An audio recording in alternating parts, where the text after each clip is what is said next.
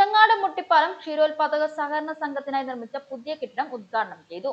ശനിയാഴ്ച വൈകുന്നേരം നടന്ന ചടങ്ങിൽ അഡ്വക്കേറ്റ് കെ പ്രേംകുമാർ MLA കെട്ടിടത്തിന്റെ ഉദ്ഘാടന കർമ്മം നിർവഹിച്ചു.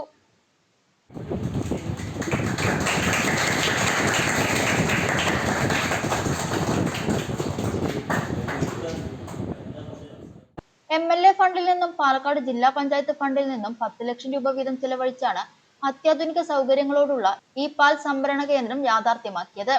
പ്രദേശത്തെ ക്ഷീര കർഷകരുടെ ദീർഘകാലത്തെ ആവശ്യത്തിനാണ് ഇതോടെ പരിഹാരമായിരിക്കുന്നത്.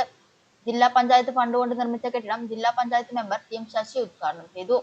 അമ്പലപ്പാറ പഞ്ചായത്ത് പ്രസിഡന്റ് K രാധാകൃഷ്ണൻ അധ്യക്ഷനായി. Ottapalam block panchayat president K Suresh മുഖ്യാതിഥിയായി. മുട്ടിപ്പാലം ക്ഷീരോത്പാദക സഹകരണ സംഘം president O Suresh Kumar, Ambalappara panchayat AE Sheeja, Palakkad Milma P&I unit head Sheeja Elias, ഗ്രാമപഞ്ചായത്ത് ബ്ലോക്ക് പഞ്ചായത്ത് അംഗങ്ങൾ തുടങ്ങിയവർ ചടങ്ങിൽ സംബന്ധിച്ചു.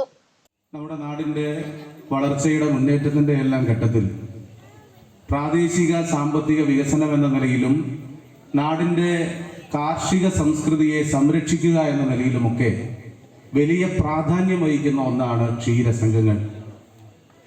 വീട്ടിൽ വിശേഷിച്ച് സ്ത്രീകളെ സംബന്ധിച്ച് ഒന്ന്, അവർക്ക് വെറുതെ ഇരിക്കേണ്ടതില്ലാത്ത ഒരു പണി, രണ്ട്, ഒരു ചെറിയ വരുമാനം.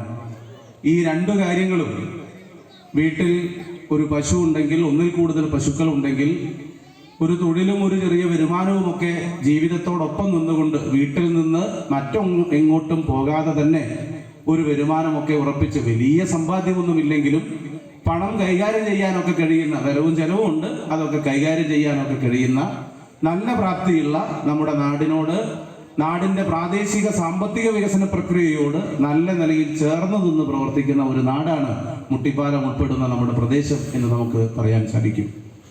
നമ്മുടെ നാടിന്റെ പുരോഗമന സ്വഭാവത്തെ ഒക്കെ കൃത്യമായി അടയാളപ്പെടുത്തുന്ന ഒരു നാട് കൂടിയാണ് ചുനങ്ങാട് മുട്ടിപ്പാലവുമെല്ലാം.